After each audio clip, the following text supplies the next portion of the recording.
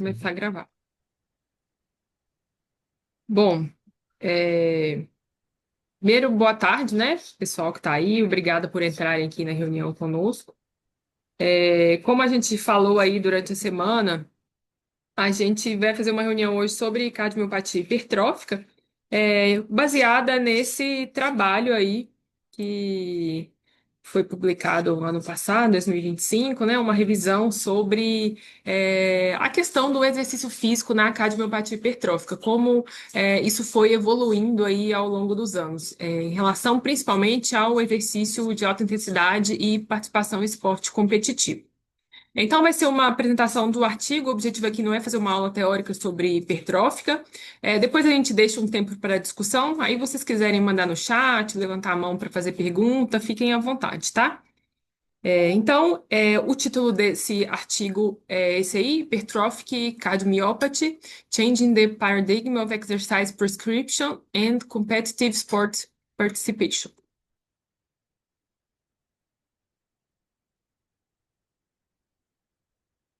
Passando aqui, não está passando. Aí. Por que, então, esse tema é importante da gente discutir? Primeiro é que a hipertrófica é a cardiomiopatia hereditária mais comum aí na prática, né, na clínica, quando a gente está em consultório, a gente acaba, invariavelmente vai aparecer aí alguém para gente atender. É, Antes de começar a trabalhar, assim, a gente tem uma ideia de que não é tão comum, e depois a gente vê que ela é mais comum do que a gente imagina. É uma cardiopatia que coloca o indivíduo em maior risco de arritmias ventriculares. Essa questão da arritmia, desse maior risco, esbarra, né, então, na questão da elegibilidade para o esporte. Então, por isso, ela tem um forte impacto na vida de atletas. E é um tema que está em rápida mudança nas diretrizes. Eu vou mostrar para vocês aí que foi um tema que sofreu uma evolução aí ao longo dos anos. E aí a gente questiona, né? Hoje a gente questiona, ainda faz sentido proibir o exercício de alta intensidade? Bom, pegando aqui essa perspectiva histórica. Então, os trabalhos iniciais começaram lá em 1980, com esse trabalho famoso do Maron, que foi um trabalho baseado em autópsia, em que ele viu que a cardiomiopatia hipertrófica era a responsável, né?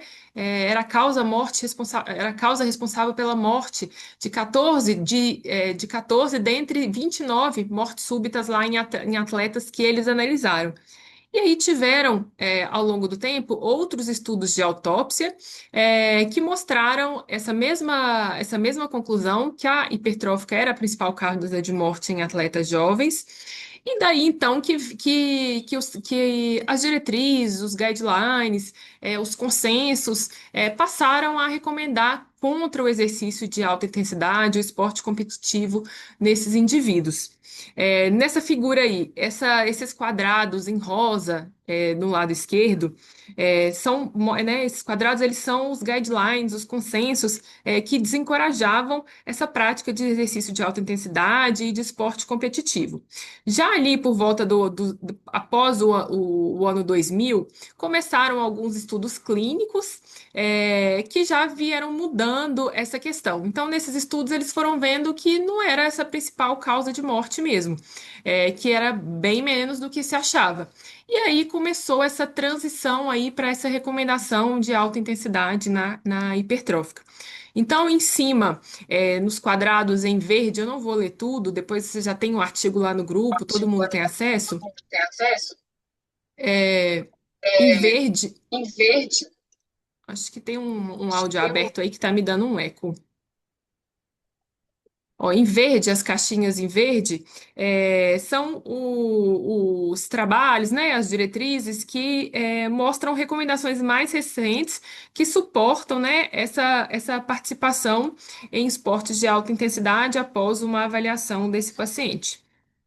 Além disso, esses polegares aí em vermelho, com o polegar virado para baixo, são os estudos, né, de autópsia que mostravam, que alertavam contra o esporte, e os estudos em verdes e os polegares em verde são os trabalhos que falavam a favor dessa participação esportiva. E os escritos em roxo são os trabalhos de autópsia, Depois foram tendo estudos clínicos aí que estão em vermelho e que mudaram essa recomendação. Além disso, tinha uma superestimação desse risco, né? Porque os estudos de autópsia, os outros registros retrospectivos, eles focavam num espectro mais grave da doença, o que levou a uma percepção de um risco superestimada, e aí décadas, né, desde 1980 até hoje, de exclusão desses indivíduos do esporte. Contudo, após esses novos trabalhos, tem tido uma reclassificação, né? Com esses estudos mais recentes, inclusive de autópsia também, mostrando que a hipertrófica não é a causa mais comum, ela é menos do que se pensava anteriormente. E aí, falando do trabalho do New England que saiu semana passada, nele, né, naquela revisão, nos trabalhos que eles adotaram lá, que basearam aquele paper, mostrava que a hipertrófica era a segunda causa. Primeiro eram as canalopatias e as autópsias negativas. Bom, então esses pacientes eles não eram orientados a fazer exercício físico, né? Principalmente alta intensidade, de jeito nenhum.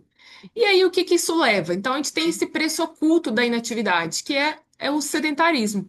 Então a maioria dos pacientes com hipertrófica ele está mais propenso ao sedentarismo devido a sintomas cardíacos, caso tenha, pelo medo, né, de arritmia, pelo medo de uma morte súbita, eles próprios já não querem, né, já têm esse medo de fazer exercício, mas também por falta de orientação médica. Então, o médico que reforça esse comportamento ou que não sabe orientar uma forma correta de fazer exercício.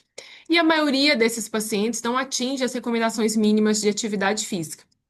Com isso, a gente tem desenvolvimento de fatores de risco para aterosclerose, aumentando o risco cardiovascular e a mortalidade desses pacientes. Então, eles passam a não morrer da hipertrófica, mas a morrer por outras doenças cardiovasculares. Tem também um impacto metabólico: 70% dos indivíduos têm IMC elevado, 35% são obesos. Isso pode resultar em aumento da massa ventricular esquerda, risco de insuficiência cardíaca, além também de distúrbios de saúde mental, como depressão, ansiedade. Essa restrição gera isso nos indivíduos, principalmente naqueles que antes já praticavam exercício, e aí, quando tem um diagnóstico, vem essa recomendação de parar. As evidências contemporâneas que a gente tem, né, mostrando que o exercício sim pode ser feito em alta intensidade para alguns indivíduos, são baseadas em ensaios clínicos, que a gente até comentou aí durante a semana aí no Instagram. Então, primeiro foi o estudo Reset-HCM, que mostrou que exercícios estruturados de moderada intensidade, eles levam a um aumento significativo do VO2 pico. O HIIT-HCM, que pegou indivíduos e colocou em treinamento de moderada ou alta intensidade, e viu que isso promove aumento do VO2 pico de forma semelhante, tanto contínuo quanto de alta intensidade. O estudo SAFE-HCM, que pegou indivíduos que no grupo de alta intensidade, que treinou em alta intensidade, eles melhoraram capacidade funcional, melhoraram fatores de risco cardiovasculares e aspectos psicológicos. E uma coisa importante, em todos esses trabalhos não houve nenhum evento arrítmico grave. Além disso, a gente tem também o estudo prospectivo multicêntrico que chamou Live-HCM, que pegou 1.660 indivíduos com hipertrófica, e viu que nesse grupo não tinha tido diferença em mortes ou choques por CDI em indivíduos que praticavam exercício vigoroso e não vigoroso nos 3 anos de segmento. E também o trabalho ICD Sport Safety, que acompanhou 372 atletas em uso de CDI. 65 deles tinham hipertrófica e 13 faziam alta intensidade, e não ocorreram mortes ou arritmias graves durante a prática esportiva. Então, esses foram os 3 estudos que a gente citou, que eu citei agora, e a gente já falou sobre eles lá durante a semana no Instagram. Vocês podem conferir lá no perfil. E aí, para a gente autorizar esse paciente a fazer exercício, mesmo que seja moderada, principalmente alta intensidade, a gente precisa de uma avaliação extensa desse paciente, né? E aí, esses trabalhos, eles mostraram que esse exercício de alta intensidade, ele estava, vamos dizer, liberado para aqueles pacientes de baixo risco.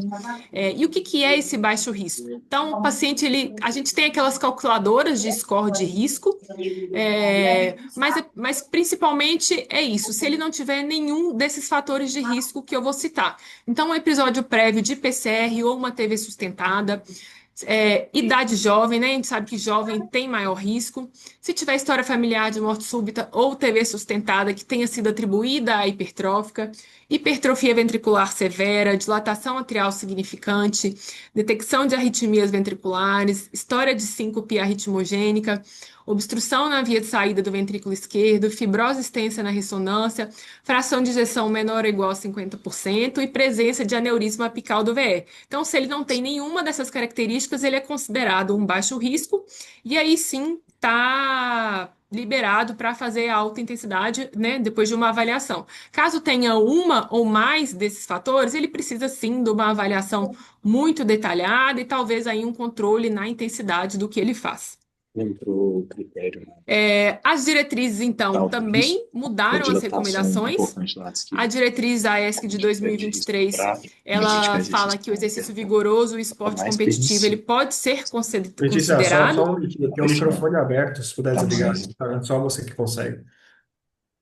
ah, Já Acho que eu fechou, não já sei. fechou. Já fechou? Porque eu acho que eu não sei fazer isso aqui agora. Bom, então a diretriz da ESC de 2023, ela fala que o exercício vigoroso e o esporte competitivo podem ser considerados em indivíduos assintomáticos e de baixo risco. E a diretriz da ARA-SCC de 2025 e o HRS de 2024, eles consideram razoável a participação em esportes competitivos após uma avaliação especializada e decisão compartilhada. Lembrar que os modelos de score de risco convencionais, né, como o da AR e o da ESC, eles não foram validados para indivíduos que praticam esportes competitivos, esportes vigorosos. Então, talvez dê até para a gente usar esse score, mas assim, mais para saber se onde que o paciente está, né, nessa questão do risco, mas ele não foi validado para atleta e alta intensidade. Manejo de obstrução aqui que esse trabalho cita também. E vou passar muito brevemente, não é um objetivo, mas no paciente a gente tem que fazer uma avaliação funcional e o teste cardiopulmonar ele é fundamental para a gente identificar se a limitação funcional do paciente, a limitação funcional nos pacientes que se dizem assintomáticos, né? Porque o paciente se considera assintomático, mas às vezes ele se autolimita. E aí o teste consegue mostrar isso para a gente. Usar, né, da mesma forma como outros pacientes com hipertrófica, as novas terapias, né, como inibidores da miosina cardíaca, como o mavacantem, a ficantem, e após a instituição de tratamento, a prescrição do exercício desse indivíduo, ela deve ser reconsiderada. O impacto do CDI no esporte, né? Então, os guidelines, eles recomendam contra o implante de CDI, se esse implante for com o propósito somente de participação em esporte em pacientes de baixo risco. Então, a gente não pode implantar um CDI no indivíduo com hipertrófica de baixo risco, tipo, como uma forma de prevenção. Isso não pode ser feito. E a ARRA e a HRS, eles consideram razoável a participação em esporte competitivo para atletas que tenham CDI para prevenção primária ou secundária após uma decisão compartilhada com esse indivíduo. A prescrição prática de exercício, ela deve ser feita de forma segura, então tem que ser baseada numa avaliação clínica extensa, incluindo a história esportiva desse indivíduo, o que ele fez, o que ele faz agora, a rotina de treinamento dele, qual é o objetivo dele nesse esporte. Se possível, e se for disponível, né, realizar um eco com estresse físico, que agrega bastante na informação, na avaliação desses indivíduos, e também o teste cardiopulmonar. O programa de exercício estruturado para esse indivíduo, né? Então, a gente tem que considerar a individualização, então, cada um tem sua capacidade funcional, sintomas, perfil de risco. Quando for orientar exercício, orientar intensidade, então, tem várias formas. Utilização da escala de Borg, pode orientar por porcentagem da frequência cardíaca máxima, pela frequência cardíaca de reserva, pela porcentagem do VO2 pico e também pelos limiares ventilatórios do teste cardiopulmonar. A gente tem que orientar esses indivíduos sobre a prática de esportes em determinadas condições ambientais, calor extremo ou frio extremo, áreas remotas, escalada, esportes aquáticos. acompanhar esse indivíduo, progredir o exercício dele, o monitoramento, então fazer reavaliações periódicas desse indivíduo, é, utilizar da tecnologia que a gente tem disponível, como medidas de frequência cardíaca e orientar treino por frequência cardíaca.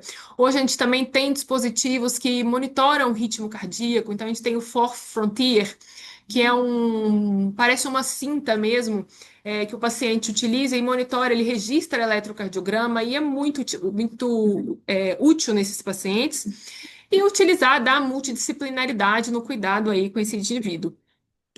Aqui uma tabela desse trabalho, não vou ler tudo também, mas só para reforçar que além de fazer essa avaliação cardiológica, a gente tem muitas outras orientações para fazer para esse indivíduo. Por exemplo, orientar a evitar refeições muito grandes pré-exercício, orientar sempre hidratação, cuidado com eletrólitos, preferir fazer o exercício em ambientes que tenham, por exemplo, um DEA, tenha pessoal treinado para um atendimento de emergência. Se for um paciente sedentário que vai começar, sempre fazer um exercício supervisionado, cuidado com o ambiente, calor, frio, é, evitar manobra de valsalva, fazer um aquecimento e um desaquecimento antes e após o exercício, usar monitores cardíacos, né, para a gente ter mais dados para orientar ele, fazer o segmento e monitorar sintomas. E aí, o que esse trabalho mostra para a gente e reforça isso bastante é que a restrição sistemática do exercício, ela, para esses pacientes, ela não é mais aceita. Então, a gente não pode proibir o indivíduo de não fazer, de fazer exercício, né? A gente tem agora um novo modelo, que o médico ele atua apenas como um facilitador num processo que envolve o atleta, envolve a família, envolve uma equipe multidisciplinar. Então, a gente tem uma mudança de paradigma na orientação, na prescrição de exercício de alta intensidade, esporte competitivo, para o indivíduo com cardiomiopatia hipertrófica. O que antes, né, era uma decisão unilateral, uma decisão médica ali, baseada num paternalismo, numa medicina defensiva, com pouca evidência científica, que restringia sistematicamente os indivíduos, né, e piorava a qualidade de vida, aumentava o estresse psicológico, levava à obesidade. Dentre outros fatores, com essas evidências, esse modelo evoluiu para um modelo de decisão compartilhada, em que faz parte o cardiologista, que vai fazer a avaliação clínica, orientar risco-benefício do retorno ao esporte, da participação esportiva. Faz parte a família, com seus valores, suas necessidades, seus riscos, suas dúvidas. A medicina esportiva, as instituições às quais esses atletas, né, no caso, pertençam, tem aspectos legais, aspectos financeiros, ter, no caso de um paciente desse jeito, sempre um plano de emergência, né, em caso de algum evento, e principalmente o atleta. Então, seus objetivos, seu bem-estar físico e psicológico, sua percepção de risco, criando um ambiente seguro para essa prática esportiva. Concluindo, então, o que esse trabalho mostrou? Que o sedentarismo ele é prejudicial para a longevidade e para a qualidade de vida na cardiomiopatia hipertrófica. Os indivíduos de baixo risco, eles podem praticar exercícios de alta intensidade e esporte competitivo com segurança após uma avaliação médica. O acompanhamento desses indivíduos, ele tem que ser pelo menos anual, naquele indivíduo muito baixo risco, que não tenha sintoma, não tenha nada nos exames, e deve ser feito de forma dinâmica, porque a gente vê eles, pode ser que a gente veja eles numa ocasião, mas a vida está aí acontecendo e as coisas podem mudar, né? E o processo de decisão compartilhada para esse retorno ao esporte. Bom, então vou abrir agora para discussão. Quem tiver alguma dúvida pode mandar no chat ou levantar a mão aí para gente discutir mais sobre isso, para Pessoal, falar reunião mais. super aberta, tá? Se quem quiser opinar, emitir dar uma sugestão, fazer sua opinião, tirar dúvidas, casos clínicos do consultório, não tem problema nenhum, tá? Letícia, muito boa a apresentação, tá? Eu acho que é um tema denso, né? Um trabalho muito bom, muito bem escrito, inclusive, que vale a pena a leitura. A gente disponibilizou isso lá no grupo de WhatsApp. A gente tem uma moral da história depois disso tudo, né? que a gente teve uma evolução muito grande da relação da hipertrófica com o exercício físico nos últimos 10 anos. Muito. 2015, né, a gente tem as task forces da American Heart em cardiologia do esporte, e ali a Letícia mostrou muito bem que estava vetado o esporte para portadores de cardiopatia hipertrófica, tá? Então, todos eram absolutamente descondicionados, desmotivados à prática de exercício físico, tá? Ao passo que, nos últimos anos, especialmente nos últimos 5 anos, com essas publicações HCM que a gente disponibilizou para vocês, a gente começa a ter uma permissibilidade muito maior, né? Dentro de um contexto de estratificação de risco muito bem feita, que a Letícia mostrou para vocês, os principais marcadores a serem analisados, já começa a ser razoável você ser mais permissivo com esse indivíduo, certo? Posto isso, o que eu queria falar para vocês é o seguinte: Thales está aí, a Pamela, são colegas que a gente recrutou para serem colaboradores nessa apresentação. Tá? O Thales está Opa, por tô aqui. sim, Bruno. Thales, conta um pouquinho para a gente como que você faz na sua prática clínica a estratificação de um indivíduo que vem com ou um eletro alterado ou já vem com um diagnóstico de hipertrófica. Como que você lida com isso no seu traquejo diário? Então, pessoal, assim, no meu entendimento, acho que tem até uma figura de um trabalho do Jack de 2022 que eu acho que ela é muito feliz em resumir um pouco da estratificação desses pacientes. Então, acho que assim, o primeiro ponto, a gente pegou um eletro sugestivo de hipertrófica, e aí acho que uma primeira dúvida muito frequente, assim, a gente deveria partir direto para a ressonância ou a gente poderia passar primeiro pelo ecocardiograma, né? E eu acho que o ecocardiograma se faz essencial por vários motivos. Então, primeiro, né, começando desde o diagnóstico, desde aquele eletro suspeito, né? O ecocardiograma, a gente acaba tendo uma tendência, né, a imaginar que a ressonância muitas vezes é melhor que o eco, e ela é melhor para algumas coisas, mas ela não é melhor para tudo, né? Então, no caso da hipertrófica, por exemplo, com o eco a gente consegue fazer uma avaliação mais dinâmica cardíaca, e a gente consegue ver gradiente, por exemplo, dinâmica, se tem gradiente dinâmico, né? Através da manobra de Valsalva, e depois a gente pode até associar isso ao esforço, coisa que na ressonância a gente acaba ficando mais limitado.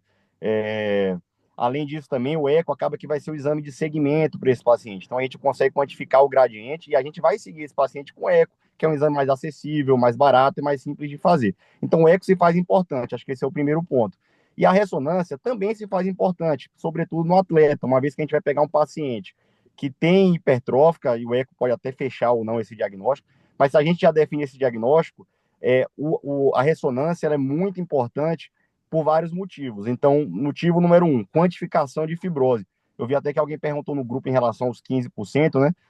Nas calculadoras clássicas ainda são o valor utilizado, né? Não tem, como Letícia colocou, essas calculadoras não são específicas para atleta, mas o valor utilizado ainda é aquele 15% de fibrose com um marcador de alto risco. Então, ou seja, a ressonância ela é um exame prognóstico para a gente poder estratificar esse paciente. Além disso, ela vai ser muito importante no diagnóstico diferencial. A gente sabe que uma boa parte dos pacientes que são tratados como hipertrófica não são hipertróficas, são fenocópias, né? Tem até um dado muito interessante, o pessoal lá do INCOR, no ambulatório deles de miocardiopatia, que é, salvo engano, acho que é o segundo maior ambulatório de miocardiopatia do mundo. Então, assim, especialistas que tratam disso, eles tratavam pacientes como hipertrófica e depois da ressonância do teste genético, eles mudaram ali para pacientes que até então tinham diagnóstico de hipertrófica, 8 a 10% dos pacientes que em tese eram hipertróficas, na verdade eram fenocópias, né? Então, ou seja, a ressonância, junto com o teste genético, mas a ressonância se faz muito importante também no diagnóstico diferencial. O padrão do real pode acabar sugerindo para a gente alguma possível fenocópia. Então, assim, e claro, também tem outro ponto importante, é que o eco tem algumas limitações, sobretudo se for uma hipertrofia apical, né, ou na região basal anterior, que a ressonância vai acabar vindo melhor do que o eco.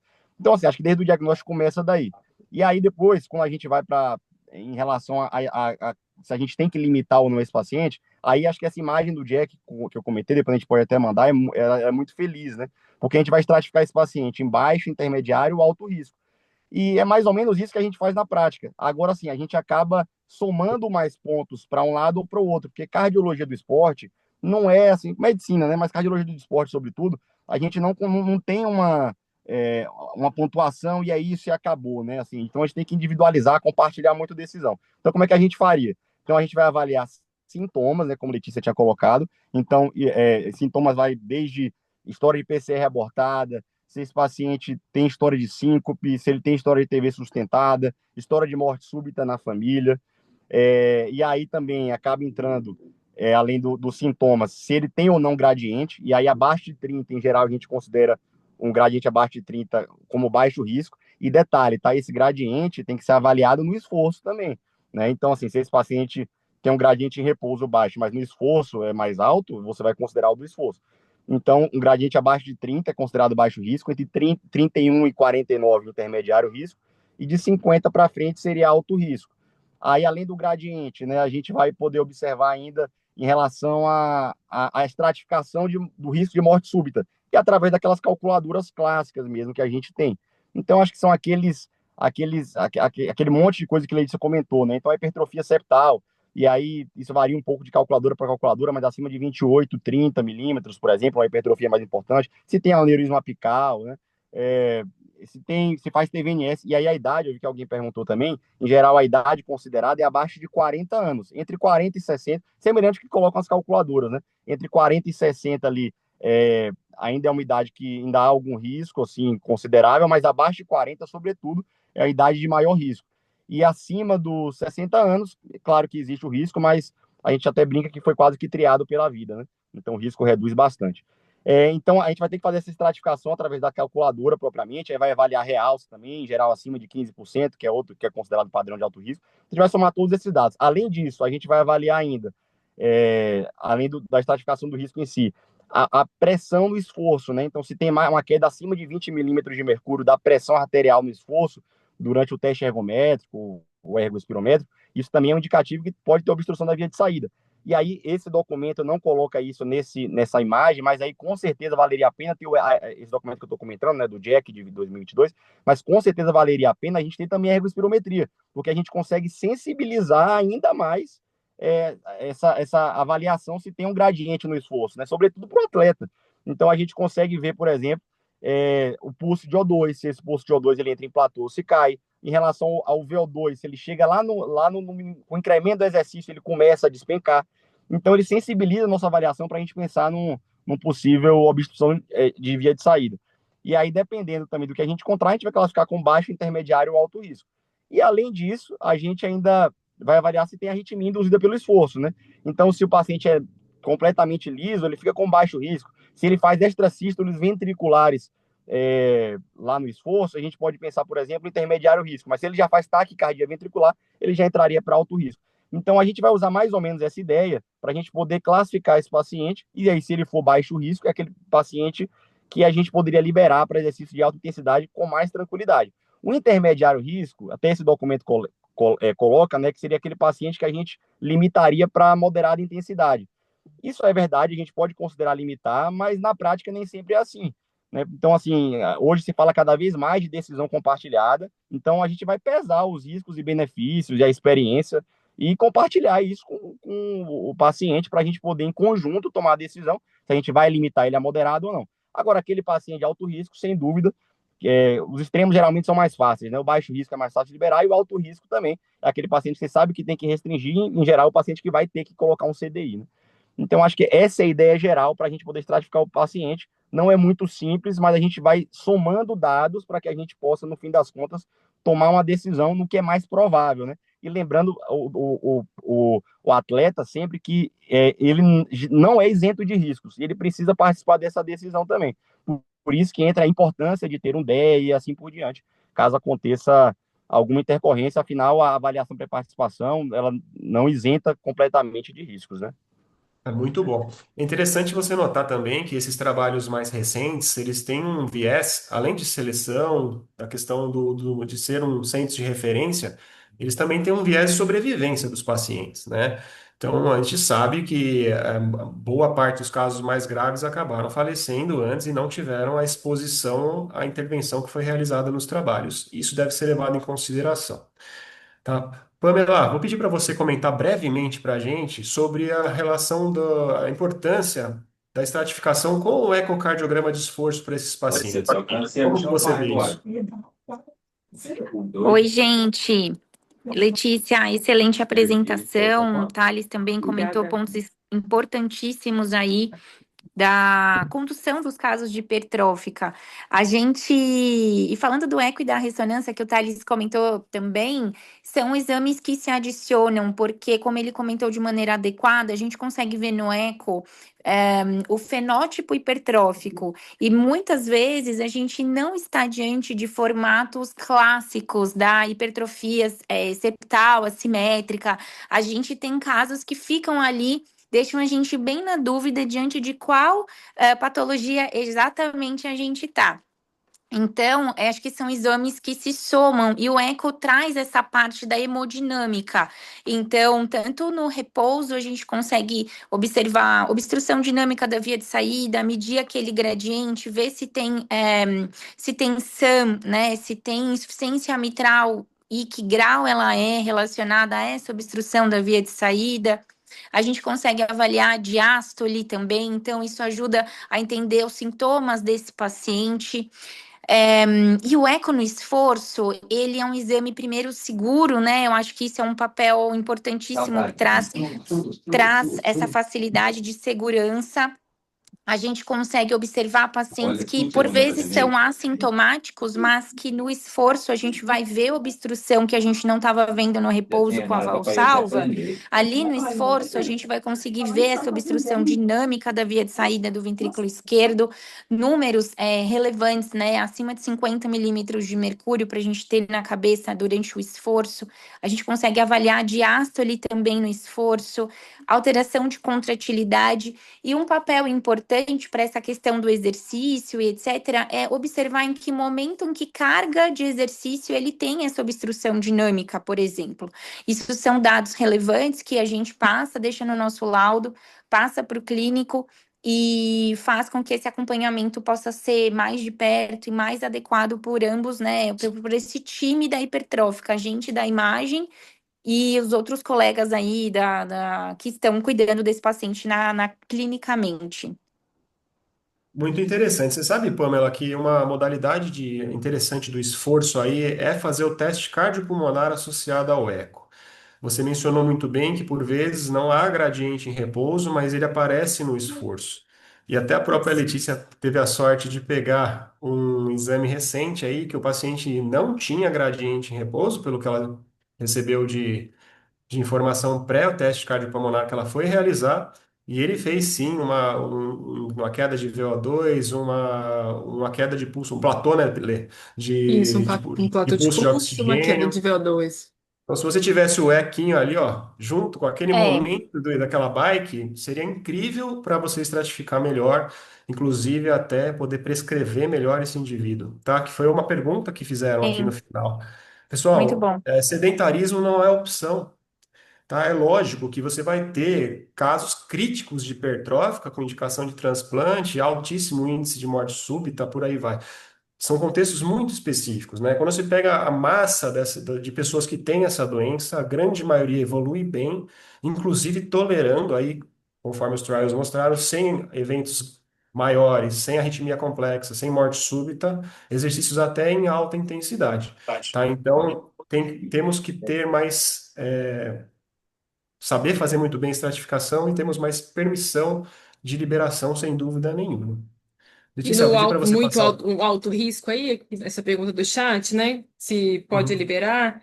Eu sempre acho que assim, o alto risco sempre merece talvez uma reabilitação cardiopulmonar Sem dúvida.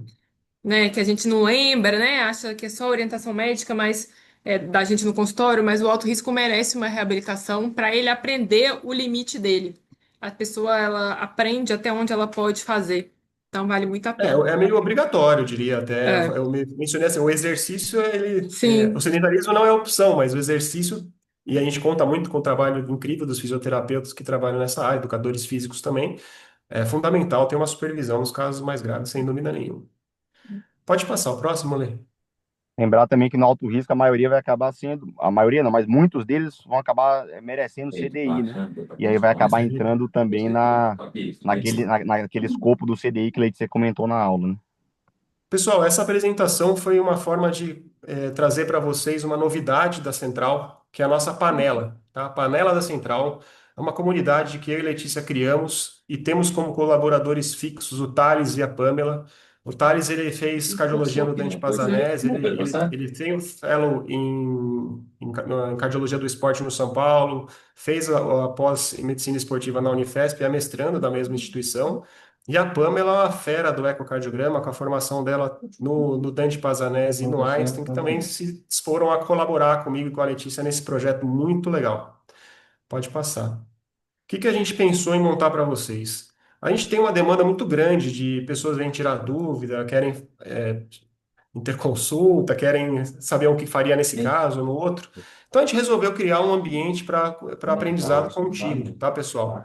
Então a panela, ela é uma forma de a gente trabalhar essa evolução que tem a cardiologia do esporte e acompanhar, ajudá-los a acompanhar a evolução que está acontecendo. Ela nasceu para isso, para ser um espaço leve, muito aberto, colaborativo, que vocês aprendem, vocês ensinam, vocês veem os outros acertando, errando, e isso semana a semana, de forma bastante fluida. Então, a gente entende que aquele modelo de ficar dando aula, esgotando o assunto, dura uma semana, né?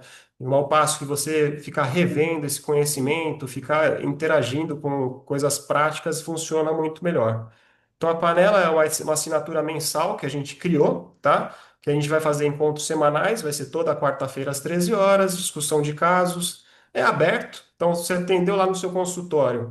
Tem lá um caso de hipertrófico que você não sabe muito bem o que fazer, o que que você pediria, como você lidaria com aquilo. Você pode mandar no grupo, qualquer pessoa pode interagir, responder, dar opinião, aprender a falar. Eu e Letícia também, vamos sempre estar muito ativos, Thales e Pamela também.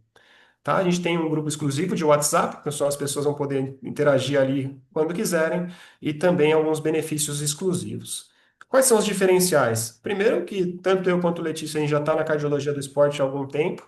A gente gosta, a gente tem muita confiança na nossa formação, na nossa expertise. Claro que sempre abertos a aprender mais, mas sempre aprimorando também e fazendo a Central Cardsport há muito tempo já. O diferencial também de eu fornecer para vocês artigos e diretrizes muito atualizados. Então, saiu, a gente encontrou, já manda para vocês. A gente quer ensinar vocês de forma leve e recorrente. Então, a mesma doença vai se apresentar de várias formas. É um crescimento, gerando um crescimento conjunto, como comunidade, todo mundo aprendendo. Transformar a teoria em prática, né? Porque não adianta ficar assistindo aula, que todo mundo já está, não aguenta mais assistir, né? Gerando essa interatividade contínua, sem sair de casa, com conteúdos ao vivo, mas também que podem assistir a qualquer, se vocês podem assistir a qualquer momento. Então vai ficar organizado isso numa plataforma. Não perdeu aquela quarta-feira, você vai poder colocar no rádio do seu carro e ouvir sem maiores problemas. Para quem que é a panela? Para cardiologistas, médicos do esporte. A questão dos residentes, a gente tem uma ênfase bastante grande, porque a gente percebe que, especialmente o pessoal da medicina esportiva, em algumas instituições tem um gap de formação em cardiologia do esporte, tem uma ânsia de aprender mais também, então acho que é um grupo que faz bastante sentido. E pós-graduandos em cardiologia e medicina esportiva também se beneficiam muito. Pessoas que atendem atletas também, às vezes pneumologistas, pediatras, querem conhecer um pouco mais, ou qualquer outra especialidade médica. Qual que é a vantagem, né? A gente vai, além de conteúdo, suporte, atualização e essa troca real, praticamente instantânea, vamos dizer assim, vai ter o grupo de WhatsApp, esse encontro semanal, os casos clínicos que a gente vai discutindo de vocês mesmo. Então, pegou alguma coisa no consultório, você pode mandar. A gente pretende fazer alguns quizzes no próprio WhatsApp mesmo, para dar opinião sobre eletro. Tá? Peguei um eletro interessante, já manda lá e eu já interajo. A gente pretende também convidar participantes para dar fazer uma discussão de caso, algum tema uma vez por mês, tá? Alguém que não eu e Letícia. E também temos outros benefícios nas atividades da central. Então, quem for da panela, caso a gente faça, por exemplo, uma seleção da central, aquele evento que a gente convida alguém de fora para falar sobre algum tema, vai ter 30% de desconto. Maratona de ECG, que com certeza a gente vai atualizar esse ano por conta das novas diretrizes, 30%. Segunda turma do Tour da Central, que é o nosso curso, 10%. Tá? Então, são vários benefícios. E outras vantagens, tá? Então, ajustar alguns gaps de formação. Então, quem fez uma residência, uma pós que não está legal essa parte, a gente vai aprimorar isso. Vivenciar a prática real, né? Então, a gente vive em função de cardiologia do esporte. Otimizar o tempo também, dar um aprendizado mais limpo, vamos dizer assim, mais filtrado, mais claro. É uma forma, sem dúvida nenhuma, a melhor de todas para consolidar conhecimento. Então, vocês vão estar diante de recorrência de casos, isso é o mais importante.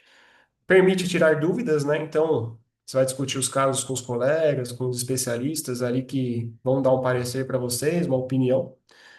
Vai permitir também um networking médico, né? A gente vai querer muito que o pessoal da panela se conheça. Quem sabe a gente faz até uma confraternização de fim de ano aí. E ganhar segurança clínica, né? Para vocês tomarem as decisões com confiança e com embasamento. Então, primeiro eu peguei mais gente, cabelo branco, deixa eu... O que que não faz parte, pessoal? O que que não é do escopo desse projeto? A gente nós temos o objetivo ali de fomentar a discussão, fazer esses intercâmbios de experiências, gerar um aperfeiçoamento. A panela da Central não é um local para vocês fazerem consultoria médica, para a gente, tá escrito lá que eu e a Letícia checamos o caso de vocês e deu a conduta, tá? Isso não se aplica, tá bom? Então não é para reger condutas específicas, essa avaliação clínica e decisão terapêutica depende do médico assistente, da qualidade dos exames que vocês têm em mãos, os recursos disponíveis. Às vezes você não tem uma ressonância, por exemplo, no local que você trabalha. Às vezes você não tem um eco tão bom igual o da Pamela, e por aí vai, tá? Então, é um ambiente de aprendizado e não de consultoria médica. Outra coisa importante ressaltar é que a gente pode ter um tempo de resposta um pouco maior, dependendo da situação, né? Você mandou um caso domingo, 7 horas da noite, talvez não seja respondido naquele momento, tá? Qual que é a oferta de lançamento que a gente promoveu, especialmente para quem está aqui com a gente, que acompanhou essa live, que dedicou um tempo ao nosso projeto? A gente vai ter o plano, é o paneleiro da central, tá? Então, quem é da panela, o valor cheio no plano semestral é de R$ 179,99 por mês. No plano anual, R$ 149,99. A gente criou o plano fundador, são os 10 primeiros que chegarem, vão ter 30% de desconto, tá? O cupom é fundador30, a gente vai mandar no grupo. Não percam, pessoal, que são só 10 vagas mesmo, tá? A gente não vai conseguir expandir isso. E até falei para a Letícia que os 5 primeiros vão ganhar um bônus extra que a gente vai enviar para vocês um lembrete, tá? Passadas essas primeiras 10 vagas, vai entrar no plano paneleiro raiz, são mais 10 vagas, e aí o desconto cai para 20%, tá? Então, vocês que estão aqui, vocês estão tendo essa informação privilegiadíssima. Aproveitem. Próximo. Certo, pessoal? Era isso. Se alguém tiver Posso alguma dúvida, quiser prosseguir. esclarecer alguma coisa, a gente vai mandar essa apresentação para vocês lá no grupo. Tendo interesse, é só clicar no último slide, a gente vai mandar o link ali também para vocês terem acesso, tá bom? Obrigado. Obrigada, pessoal. Se quiserem perguntar alguma coisinha, fim de feira aqui. Tranquilo? Obrigado pela companhia, pela audiência de vocês, pessoal. Tchau, tchau. Tchau.